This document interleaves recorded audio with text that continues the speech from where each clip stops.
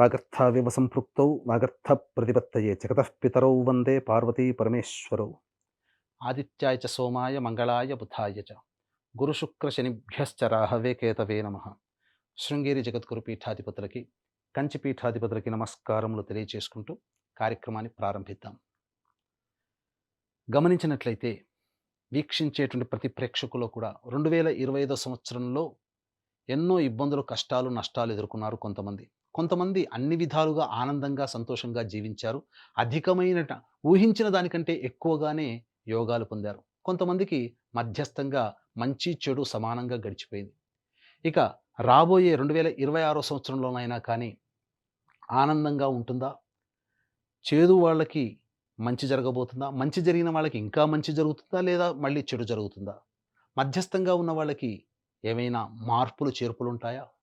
అసలు గ్రహాలు ఏం చెప్పబోతున్నాయి? ఆంగ్ల నూతన సంవత్సర సందర్భంగా జనవరి 2026 నుంచి డిసెంబర్ 2026 వరకు 12 రాశులలో జన్మించినటువంటి వారికి గ్రహాల యొక్క స్థితిగతుల వలన ఎటువంటి సమస్యలు, ఇబ్బందులు, యోగాలు, అవయోగాలు, సుఖము, సంతోషాలు కలుగుతాయో క్లుప్తముగా తెలియచేయడానికి ప్రయత్నం చేస్తాను. ఇక ఆలస్యం చేయకుండా వీడియోలోకి వెళ్ళిపోదామా? 2026 సంవత్సరంలో జనవరి నుంచి డిసెంబర్ వరకు వృశ్చిక రాశిలో జన్మించినటువంటి వారికి ఏ విధంగా ఉండబోతుందో తెలుసుకునే ప్రయత్నం చేద్దాం. సాధారణంగా ఈ యొక్క వృశ్చిక రాశిలో జన్మించినటువంటి వారికి గురువు అష్టమ రాశిలో సంచారం చేస్తున్నాడు. కానీ మార్చి 14వ తారీఖు వరకు వక్రీకరించినటువంటి ప్రభావం చేత సప్తమ భావ ఫలితాన్ని కూడా అందివ్వబోతాడు. అయితే గురువు చాలా ప్రధానమైనటువంటి కీలక పాత్ర ఈ యొక్క వృశ్చిక రాశిలో జన్మించినటువంటి వారికి. మార్చి 14 నుంచి జూన్ 1వ తారీఖు వరకు అష్టమ స్థానంలో స్థితి పొంది ఉంటాడు. ఈ కారణం వలన ప్రధానంగా ఈ సమయంలో మార్చి 15 నుంచి మే వరకు కూడా జాగ్రత్తలు పాటించాలి. అంటే ఒక 2.5 నెలలు. మొదటి 2.5 నెలలు అనగా జనవరి నుంచి మార్చి 14 వరకు యోగకాలమే. ఒకవైపు నష్టం అనేటువంటిది, అంటే ఆర్థిక పరంగా కావచ్చు, చేసే ప్రయత్నంలో విఫలం కావచ్చు, ఇలా కొన్ని నష్టాలు ఉన్నప్పటికీ కూడా మొదటి 2.5 నెలలు అనుకూలంగా వాతావరణం ఉంటుంది. గుర్తుపెట్టుకోండి, దైవానుగ్రహాన్ని ఈ మొదటి 2 నెలల్లో వృశ్చిక రాశిలో జన్మించిన వాళ్ళు పొందే ప్రయత్నం చేయాలి.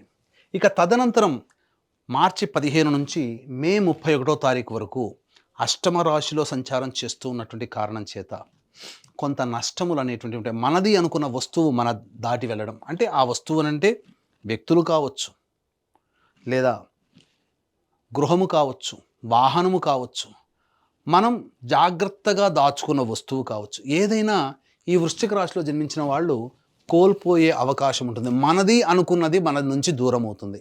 కాబట్టి జాగ్రత్తలు పాటించండి. అప్రమత్తతతో ఈ మార్చి 15 నుంచి మే 31వ తారీఖు వరకు ఉండాలి. ఇక ఆ తదనంతరం జూన్ 1వ తారీఖు నుంచి, గుర్తుపెట్టుకోండి, జూన్ 1వ తారీఖు నుంచి డిసెంబర్ వరకు సంపూర్ణమైనటువంటి యోగాన్ని ఈ వృశ్చిక రాశి వారికి గురువు సంపూర్ణ మద్దతు తెలియచేస్తున్నాడు. అంటే మొదటి 5 నెలలు మాత్రమే సాధారణంగా ఉంటూ తర్వాత 7 నెలలు సంపూర్ణమైనటువంటి విజయ యాత్ర ఈ వృశ్చిక రాశి వారికి గురువు అనుకూలంగా ఇవ్వబోతున్నాడు. ఇక శనిగ్రహ సంచార ప్రభావం గనక చూసుకుంటే జూలై 26 వరకు ఇక్కడ గమ్మత్తు చూడండి. మనకు గ్రహాలు, ఒక గ్రహము యోగించే స్థితి ఉంటే ఇంకొక గ్రహము అవయోగించే స్థితి.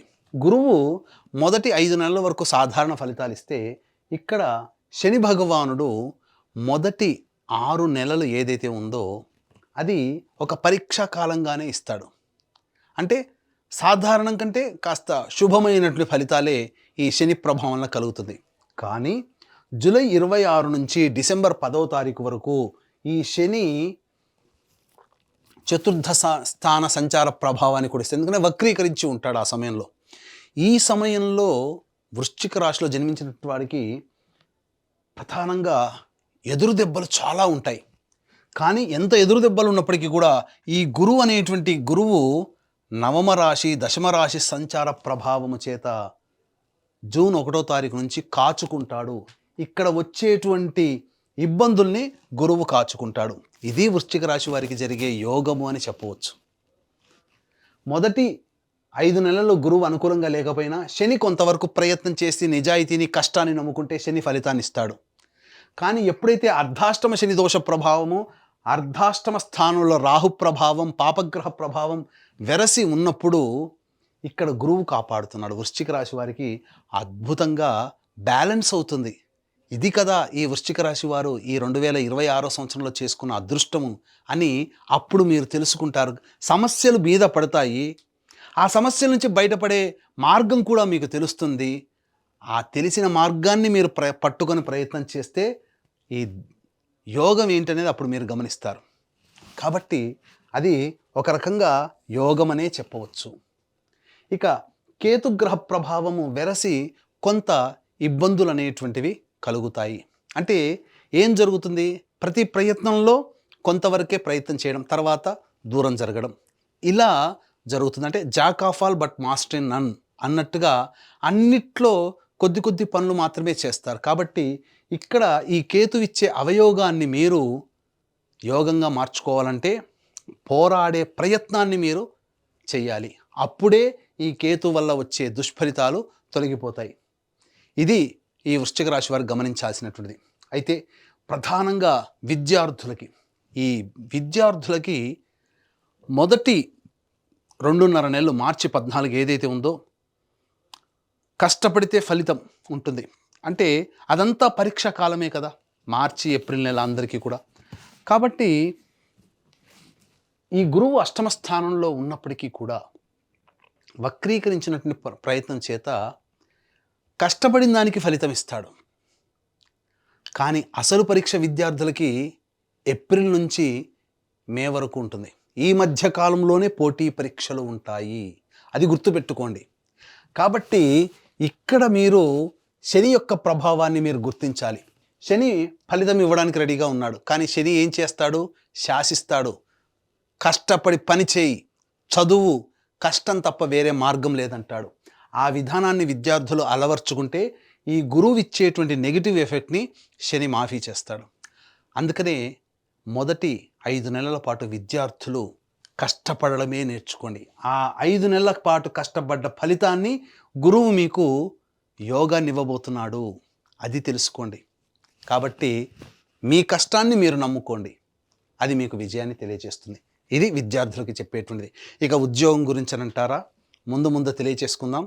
ఎందుకంటే దానికి సవివరమైనటువంటి వివరణ ఇవ్వాల్సి వస్తుంది. కాబట్టి ఇక వివాహ ప్రయత్నాల్లో మీకు చూసుకున్నట్లయితే జూన్ 1వ తారీఖు నుంచి తర్వాత ఆ 7 నెలల్లో వివాహితులు అవుతారు. అవివాహితులకి వివాహము జరిగి తీరుతుంది, అందులో సందేహమే లేదు. రాసి పెట్టుకోండి. మీకు ఖచ్చితంగా మీరు ప్రయత్నం చేస్తే వివాహం జరిగి తీరుతుంది జూన్ తర్వాత నుంచి, జూన్ నుంచి అని చెప్పవచ్చు.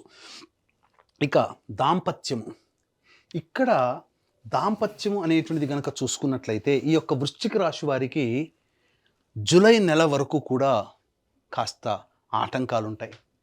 దాంపత్య విషయంలో ఇటు గురువు కూడా అనుకూలంగా లేడు, శని కూడా అనుకూలంగా లేని కారణం చేత కొంత పొరపచ్చాలు వచ్చే అవకాశం ఉంటుంది. కాబట్టి వ్యాపారం భాగస్వాముల మధ్య కానీ, జీవిత భాగస్వాములతో కానీ సంయమనం పాటించండి, లౌక్యాన్ని వ్యవహరించండి, ఎక్కువగా వాగ్వివాదాలకి చోటు ఇవ్వకండి మొదటి 6 నెలలు. తదనంతరం అన్ని సర్దుబాటు చేసుకుంటాయని చెప్పవచ్చు. ఇక ఆరోగ్యపరంగా చూసుకున్నట్లయితే ప్రధానంగా ఈ యొక్క వృశ్చిక రాశిలో జన్మించినటువంటి వారు ఫుడ్ కంట్రోల్ అనేటువంటిది పెట్టుకోవాలి, డైట్ కంట్రోల్. దీని వలన సమస్యలు అధికంగా వస్తాయి. ఎందుకంటే అకాల భోజనము, తినకూడని పదార్థాలు తినడం, ఇవన్నీ కూడా మీకు ఎసిడిటీ, గ్యాస్ట్రిక్ ట్రబుల్ లాంటివి, అలాగే జీర్ణం కాకపోవడము, షుగర్ వ్యాధి లాంటి వాటి రావడము, అలాగే కొన్ని దీర్ఘకాలిక వ్యాధుల బారిన పడడం అనేటువంటిది సమస్యలు, గౌట్ సమస్యలు అని అంటారు కదా, అవి వచ్చే అవకాశాలు ఉంటాయి. కాబట్టి డైట్ కంట్రోల్ అనేటువంటిది పెట్టుకోండి. ఆరోగ్యపరంగా సంపూర్ణంగా యోగదాయకంగా ఉంటుంది అని చెప్పవచ్చు. ఇక్కడ ప్రధానంగా ఈ యొక్క సంబంధించినటువంటి దాంపత్యము యోగదాయకంగా మీకు జూలై మంత్ నుంచి ఉంటుందని చెప్పాం కదా. అలాగే సంతాన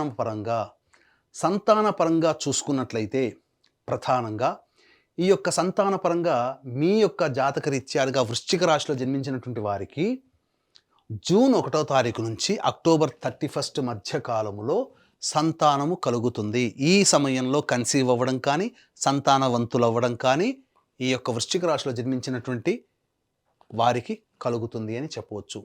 దైవానుగ్రహం వల్ల మంచి సంతానము కలుగుతుంది. అందులో మీ అభీష్ట సిద్ధి సంతానం కలుగుతుంది. అది ముఖ్యం ఇక్కడ. ఇక విదేశీయానము అనేటువంటి ప్రయత్నం కనుక చూసుకున్నట్లయితే ప్రధానంగా ఈ సంబంధించినటువంటి సంవత్సరం అంతా కూడా విదేశీయానానికి మాత్రం కాస్త కష్టపడక తప్పదు. ఎందుకనంటే అనవసరమైనటువంటి వృధా ఖర్చులు మాత్రమే మిగులుతాయి మీకు. విదేశీయానానికి అంత అనుకూలంగా లేని సమయము. అయితే కాస్త కొద్దో గొప్ప అనుకూలిస్తుంది. బాగా ప్రయత్నం చేస్తే, మరీ ముఖ్యంగా దైవానుగ్రహాన్ని పొంది ప్రయత్నం చేస్తే జూన్ 1వ తారీఖు నుంచి అక్టోబర్ మధ్యకాలంలో విదేశీయానానికి అనుకూలంగా ఉండేటువంటి సమయం. ఇక ఈ వృశ్చిక రాశిలో జన్మించినటువంటి వారికి రాజకీయ రంగంలో ఉన్నటువంటి వాళ్ళు సాధారణమైనటువంటి పదవులు వచ్చే అవకాశం ఉంటుంది. కాబట్టి ఎక్కువగా డబ్బు ఖర్చు పెట్టి ఆశించి భంగపడడం కంటే ఈ సంవత్సరం ఆగిపోవడమే మేలు అనే విషయాన్ని గమనించుకోవాలి. ప్రచారానికి, ఆర్భాటాలకి, హంగులకి ఎక్కువగా ఖర్చు అవుతుంది తప్ప ప్రయోజనం ఉండదనే విషయాన్ని గమనించాలి. ఇక వ్యాపారానికి సంబంధించి చూసుకున్నట్లయితే ఈ వ్యాపారం మొదటి 5 నెలలు నత్తనడకనగా సాగుతుంది. ఎటువంటి వారికైనా ఏ వ్యాపారం అయినా కనప్పటికీ కూడా. కాబట్టి జూన్ తర్వాతనే వ్యాపారము అభివృద్ధిలోకి వస్తుంది. కాబట్టి నూతన వ్యాపారం ప్రారంభించాలనుకునే వాళ్ళు, వ్యాపార విస్తరణ చేయాలనుకునే వాళ్ళు మీ యొక్క జాతకాన్ని అనుసరించి, మరీ తప్పదనుకుంటే జాతకాన్ని దగ్గరలోని మంచి ఉపాసనా పరులైనటువంటి పండితులకి చూపించి ప్రయత్నం చేసి ముందడుగు వేయండి. లేదంటే జూన్ తర్వాత మంచి ముహూర్తం చూసుకొని మీరు దైవానుగ్రహాన్ని పొందే ప్రయత్నం చేసి తదనంతరం మీరు వ్యాపారాన్ని మొదలుపెట్టండి. అనుకూలమైనటువంటి ఫలితం అనేటువంటిది కలుగుతుంది. ఇక ఈ యొక్క వృశ్చిక రాశిలో జన్మించినటువంటి కళారంగంలో ఉన్నటువంటి వాళ్ళు ఎవరైతే ఉంటారో వాళ్ళకి సాధారణమైనటువంటి ఫలితాలు ఉంటాయి. ఆశించిన మేర ఫలితాలు రాకపోవడము, చేసిన ప్రాజెక్టుల వల్ల కీర్తి ప్రతిష్టలు సాధారణంగానే ఉండడం, ఒకంత మధ్యమ స్థాయి అనగా సాధారణ స్థాయి ఫలితాలు, సాధారణ స్థాయి ప్రజాదరణ ఈ వృశ్చిక రాశిలో జన్మించినటువంటి వారికి కలుగుతాయి. ఎదుటి వారి వలన ఎక్కువగా నష్టాలు పోయే అవకాశం ఉంటుంది. కాబట్టి నమ్మే వ్యక్తులే మిమ్మల్ని మోసం చేస్తారు, నమ్మిన వ్యక్తులే అని గమనించుకోవాలి. ఈ యొక్క వృశ్చిక రాశిలో జన్మించినటువంటి రైతులు ఎవరైతే ఉంటారో వాణిజ్య పంటలు కనుక వేసుకుంటే వాళ్ళకి సంపూర్ణమైనటువంటి యోగదాయకము, ఆశించిన దానికంటే ఎక్కువగా దిగుబడి, రాబడి కూడా ఎక్కువగా ఉంటుంది. కాబట్టి రైతులు ఆ విధంగా ప్రయత్నం చేయండి. ఇక ఈ వృశ్చిక రాశిలో జన్మించినటువంటి స్త్రీలు ఎవరైతే ఉంటారో ఇప్పటి వరకు స్త్రీలని, ఈ వృశ్చిక రాశి స్త్రీలని ఇప్పటి వరకు మిమ్మల్ని గౌరవించిన వాళ్ళే ఈ సంవత్సరం ప్రథమార్థం అనగా మే, జూన్ వరకు కూడా దూరం పెడతారు. అంతరం పెరుగుతుంది. కుటుంబ సభ్యులు మీ మాటకి విలువ ఇవ్వడం తగ్గిస్తారు. తద్వారా ఒకంత అసహనానికి గురయ్యే అవకాశం ఉంటుంది. నమ్మిన వాళ్ళే మోసం చేస్తారు. డబ్బులు మాత్రం ఎవరికి కూడా పొరపాటున కూడా అప్పుగా ఇవ్వకండి, అది మీ చేతికి తిరిగి రాదు అనే విషయాన్ని గమనించుకొని ఇవ్వండి ఇస్తే గనక. ఇక అవివాహితులకి వివాహం జరుగుతుంది, సంతానవంతులు అవుతారు, అన్ని విధాలుగా బాగుంటుంది. మీ కష్టాన్ని మీరు నమ్ముకోండి, అన్ని విధాలుగా మీకు మంచి చేస్తుంది. అంతే తప్ప మీరు అత్యాశకు పోయారంటే నిండా మునిగిపోతారు ఈ రాశిలో జన్మించిన స్త్రీలు అనేటువంటి విషయాన్ని గమనించుకోవాలి. ఇక ఉద్యోగస్తులకి అయితే సాధారణమైనటువంటి ఫలితాలే ఉంటాయి. వ్యాపార రంగంలో ఉన్నటువంటి వాళ్ళు పెట్టుబడిలో పెట్టకపోవడమే చాలా మంచిది. ఉన్న వ్యాపారాన్నే మీరు కొనసాగితే ఈ వృశ్చిక రాశి స్త్రీలు మంచి ఫలితాలు పొందుతారు అని చెప్పవచ్చు. ఇక గమనించుకున్నట్లయితే ప్రధానంగా ఉద్యోగ సంబంధమైనటువంటి విషయాలు ఈ వృశ్చిక రాశి వారికి ఏ విధంగా ఉండబోతుంది అనే విషయాన్ని మనం తెలుసుకుందాం. వీక్షించేటువంటి ప్రేక్షకులు కూడా ఇప్పుడు చెప్పినటువంటి సమస్యల కంటే ఇంకా ఎక్కువగా మీరు సమస్యలు ఎదుర్కొంటున్నట్లయితే మీ యొక్క జన్మజాతకంలో నడుస్తున్నటువంటి గ్రహ దశాంతర దశల యొక్క ప్రభావాలు కావున దగ్గరలోని మంచి ఉపాసనా పరులైనటువంటి జ్యోతిష్యులను సంప్రదించి వారి సలహాలు సూచనలు కనుక పాటించినట్లయితే మరింత మెరుగైనటువంటి జీవితాన్ని పొందుతారని చెప్పవచ్చు. అంతేకాకుండా ఈ యొక్క వృశ్చిక రాశి వారికి ఎన్ని ప్రయత్నాలు చేసినా దైవానుగ్రహం ఉంటేనే ఆ ప్రయత్నాల్లో అభివృద్ధి, విజయాన్ని పొందుతారు. కాబట్టి ఇట్టి దైవానుగ్రహం అందరికీ అందించాలనేటువంటి ఒక సదుద్దేశంతో మన పీఠం ఆధ్వర్యంలో ఈ 2026 సంవత్సరం మొత్తం కూడా ప్రతి నెల ఒక పుణ్యక్షేత్రంలో ఒక పర్వదినం రోజున మీ జాతకరీత్యా కలుగు అన్ని రకాల సమస్యల నివారణకి సర్వదోష నివారణ పూజలు, హోమాలు అంటే ఆరోగ్యానికి మృత్యుంజయ హోమం, ఉద్యోగానికి పురుష సూక్త విధానంగా హోమం, శత్రుబాధ, న్యాయ సమస్యలకి, నరఘోషకి సుదర్శన మూలమంత్ర హోమం, వివాహం కాని వాళ్ళకి హోమాలు, దాంపత్య సమస్యలు, ఆర్థికపరమైన సమస్యలకి లక్ష్మీ మూలమంత్ర సంప్రీతి లక్ష్మీ సూక్త హోమం, ఇలా 21 హోమాది కార్యక్రమాలు మీ గోతనామాదులతో జరిపించి ఒక రక్షణ కవచాన్ని మీకు అందజేయడం జరుగుతుంది. వీడియోలు కూడా మీకు పంపించడం జరుగుతుంది. అవకాశం ఉన్న వాళ్ళు స్క్రీన్పై కనిపిస్తున్నటువంటి నెంబర్లకి కాంటాక్ట్ చేసి మీ వివరాలు తెలుసుకోవచ్చు, మీ వివరాలు నమోదు చేసుకోవచ్చు. ఇక ఉద్యోగ సంబంధముగా ఈ యొక్క వృశ్చిక రాశిలో జన్మించినటువంటి వారికి ఎప్పుడు బాగుంటుంది, నిరుద్యోగస్తులు కొత్త ఉద్యోగం ఎప్పుడు వెతుక్కోవాలి, ఆల్రెడీ ఉద్యోగం చేస్తున్న వాళ్ళకి ఆ సంస్థలోనే అభివృద్ధి ఎప్పుడు ఉంటుంది, లేదా వేరే సంస్థల్లో ఉద్యోగం పొందాలంటే ఏ సమయంలో ప్రయత్నం చేయాలి అనే విషయాల గురించి క్లుప్తంగా తెలియజేసుకుందాం.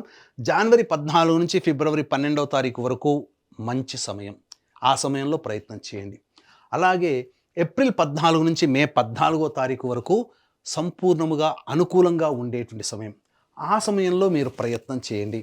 అంతేకాకుండా జూలై 16 నుంచి సెప్టెంబర్ 16వ తారీఖు మధ్యకాలము చాలా అనుకూలంగా ఉంటుంది. జనవరి 14 నుంచి ఫిబ్రవరి 13, అలాగే ఏప్రిల్ 14 నుంచి మే 14 మరియు జూలై 16 నుంచి సెప్టెంబర్ 16, ఈ సమయంలోనే నిరుద్యోగస్తులకి ఉద్యోగం లభించడం, ఆల్రెడీ ఉద్యోగం చేస్తున్న వాళ్ళకి మంచి సంస్థల్లో ఉద్యోగం రావడం కానీ, ఉన్న సంస్థల్లో అభివృద్ధి కానీ, ప్రమోషన్ కానీ రావడం జరుగుతుంది. మిగతా సమయాల్లో ప్రయత్నం చేయకండి, ఉన్న సంస్థల్లోనే ప్రయత్నం చేసుకోండి, ఉద్యోగం చేసుకోండి. వేరే చోటుకి వెళ్ళి భంగపాటు పడక తప్పదు మిగతా సమయాలలో. ఇక ఈ యొక్క వృశ్చిక రాశిలో జన్మించినటువంటి వారికి గురువు ఎలాగో మొదటి మార్చి నెల వరకు అనుకూలంగా లేడని చెప్పుకున్నాం కదా, మిగతా రాశ్యాధిపతి అయిన కుజుడు కూడా అనుకూలంగా లేడు. అర్ధాష్టమ కుజ ప్రభావం వలన అకాలమైనటువంటి విరోధాలు బంధుమిత్రులతో, అలాగే ఈ సంబంధించినటువంటి వాహన ప్రమాదాలు చోటు చేసుకునే అవకాశం కూడా ఈ యొక్క మార్చి నెల వరకు ఉంటుంది. ఇక ఏప్రిల్ నెల మాసంలో ఆలోచించిన పనులు నత్తనడకన సాగుతాయి. దీనికి తగ్గట్టుగా గురువు కూడా అష్టమ స్థానంలోనే ఉంటాడు. మే మంత్ మాత్రం అన్ని విధాలుగా శత్రువులపై విజయాన్ని పొందుతారు. మే 1వ తారీఖు నుంచి జూన్ 19వ తారీఖు వరకు, జూన్ 19 నుంచి ఆగస్టు 1 వరకు దాంపత్య సమస్యలు, వ్యాపార భాగస్వాముల మధ్య సమస్యలు, లేదా ఎవరితో కలిసి పనిచేసిన వాళ్ళతో సమస్యలు. ఈ ఆగస్టు 2 నుంచి సెప్టెంబర్ 17వ తారీఖు మధ్యకాలం మాత్రం అనారోగ్య సూచనలు, వైద్యుని సంప్రదించడం, శస్త్రచికిత్సలు జరగడం జరుగుతుంది. ఇక సెప్టెంబర్ 18వ తారీఖు నుంచి నవంబర్ 11వ తారీఖు వరకు న్యాయపరమైనటువంటి సంబంధాలు, ఇబ్బందులు ఎదుర్కోక తప్పదు. ప్రభుత్వం పరంగా పన్నులు చెల్లించాల్సినటువంటి పరిస్థితి. నవంబర్ 12 నుంచి డిసెంబర్ వరకు కూడా కోపతాపాలు ఎక్కువగా ఉంటాయి. ఇతరుల మీద ఆగ్రహము, అసహనం ఎక్కువగా ఉండడం వల్ల సమస్యలు కొని తెచ్చుకుంటారు అని చెప్పవచ్చు. ఏతావాతా చెప్పొచ్చేది ఏమిటంటే, ఈ యొక్క వృశ్చిక రాశిలో జన్మించినటువంటి వారు ప్రధానంగా సమస్యల వలయం అనేటువంటిది ఉంటుంది. సాధారణమైనటువంటి ఫలితాలే ఉంటాయి, మిశ్రమ ఫలితాలు పొందుతారు. కాబట్టి ఈ చెప్పినటువంటి సమస్యల పరిష్కారం కోసం ప్రతిరోజు కూడా హనుమాన్ చాలీసా రోజుకి 5 సార్లు పఠించడం, అలాగే కాలభైరవాష్టక పారాయణం రోజుకి 3 సార్లు పఠించడం చేయాలి. ఇవి సాధారణంగా మీ దైనందిన జీవితంలో వచ్చే సమస్యలు. ఇక సమస్యలు అధికంగా ఉన్నాయంటే ఎలాగో మన పీఠం ఆధ్వర్యంలో జరిగే సర్వదోష నివారణ పూజలు, హోమాల్లో మీరు పాల్గొనే ప్రయత్నం చేయండి. మరియు మీకు మంచి మంచి విషయాలు మేము తొందరగా మీ దగ్గరికి రావాలన్నా ఫేస్బుక్, యూట్యూబ్, ఇన్స్టా మీరు ఫాలో అయ్యే ప్రయత్నం చేయండి. మంచి మంచి విషయాలు మీకు అతి త్వరగా మీకు అందుబాటులో ఉంటాయని చెప్పవచ్చు.